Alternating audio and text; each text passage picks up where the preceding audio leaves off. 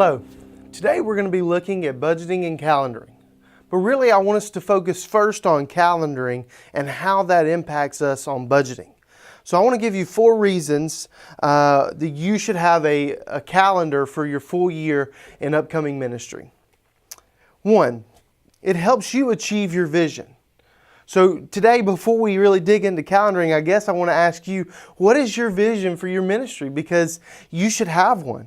And if you have a vision for where you want to go with your ministry and where you want your students to be, then I believe that it helps you achieve that through planning out the whole year, because every event, every Bible study, every thing that you do in ministry should be intentionally surrounded about achieving the goal of your vision. The second thing that I want to share with you today, the second reason, is time management. I know that for me early on in my ministry, it was really difficult. Time management was in the sense of I didn't know, I was a newly married man, and so it was like, man, well, I want to do ministry. I love ministry, so I was going to do ministry, and I'd done ministry longer being single than I had actually being married. And so it was so hard. I would leave the house, and my wife, I know, she had to be sitting there going, "Where's he going? I'm here." But the truth is, I didn't have any clue about time management. And so if you have a calendar, then it helps you know when you're going to be gone, even during the busy seasons, aka summer. You know that there's a light at the end of the tunnel because you've got the schedule, and it helps with that. And just for me, I've now got 3 kids as of a few weeks ago, and the truth is, it's even more hectic now having 3 kids. And so time management is so important in doing that.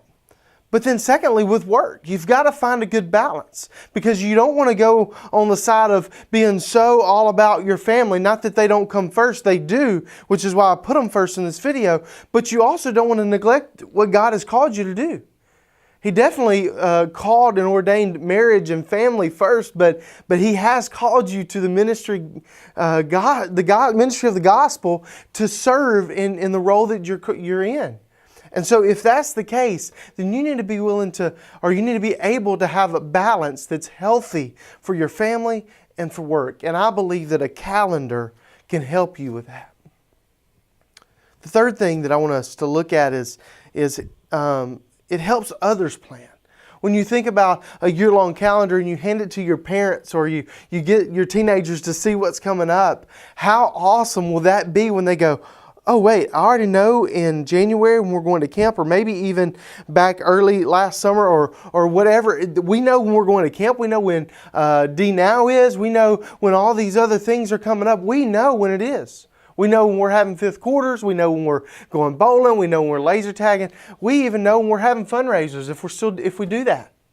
Whatever your need is, if you calendar, it helps your parents and teenagers plan to be there, because we all know that this world, and especially the world that we live in, is so busy, but a great opportunity to have them make a plan and a schedule for when you're doing things and putting things on. It's hard for us sometimes because we go, "Oh, this would be a great idea," and we jump on it in youth ministry. But sometimes we don't have a good turnout because it's not planned. It's kind of thrown together. But it helps us plan. It helps others plan. But also, not just parents and teenagers, but it helps your staff. It helps your church know when things are going on at the church, or when you're taking people off, or maybe even your adult leaders, and helps them as well.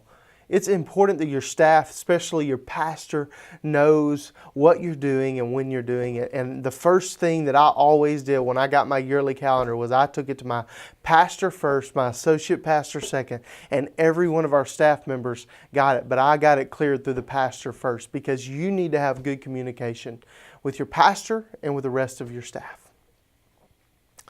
It also helps you plan. I know that I said others, but it helps you be more detailed, because once you get it in the hands, there's going to be questions. There's going to be some things that come at you, and it helps you be planned and organized as you do that.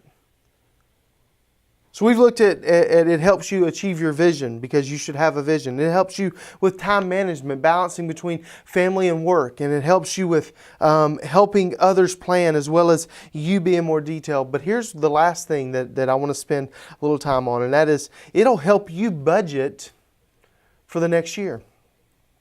Oftentimes youth ministries just put a number down. We'll slap down a number. Well, I can make this work. Whatever that number may be, large or small, and we'll live within that. Well, I want to encourage you.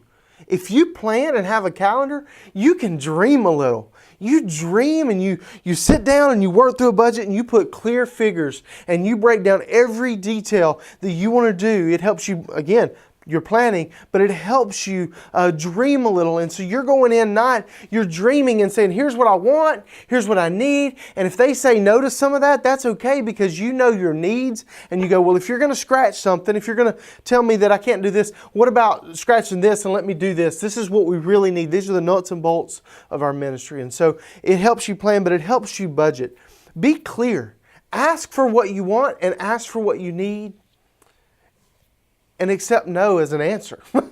Sometimes the church just can't do it. But I believe that we don't have sometimes a dream of where we want to go or what we want to do. And so therefore, they're okay with just slapping a number down. You get an Excel spreadsheet or you get a form put together that helps you with a budget. And I can tell you that people will see things differently in your ministry. They'll know that you've thought about it. They'll see, or they might ask your strategy. They might ask your vision. And you get to explain and sell the vision. And that helps when you start looking at increasing in numbers financially as well as in students. So I hope that you will take time to calendar. And I hope that you'll take time to make a solid budget because I believe those two together are so important in what we do in youth ministry. But so many times and so often we forget to do it. We don't take the time to do it. So today, as I am closing, I want to tell you that if you're watching this at ymlink.org, I am going to upload a couple of budgets and calendars for you to have. It's a PDF file and you can download it and you can use it in any way that you see fit because we are here at the Alabama State Board of Missions and YMLink to invest, to develop, and to resource you in any way we can. Thank you so much for tuning in to UPLink Online. We appreciate you and we hope blessings on your ministry.